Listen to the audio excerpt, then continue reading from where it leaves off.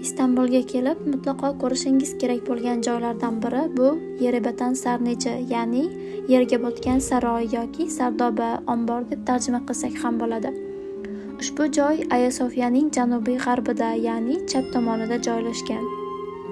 Vizantiya imperatori Yustinian I tomonidan qurilgan ushbu Sardoba shaharlarning birinchi va ikkinchi tepaliklari orasidagi hududlarning suvga bo'lgan ehtiyojini qondiradigan Adrian suv yo'llari bilan bog'langan edi. Istanbulning Usmonlilar tomonidan zabt etilishidan keyin Sardoba suv taqsimlash markazi sifatida xizmat qilgan.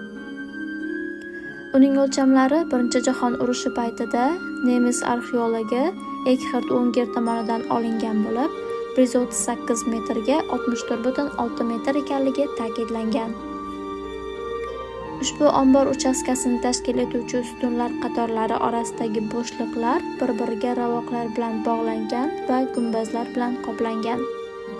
U taxminan 100 ming tonna suv saqlash quvvatiga ega.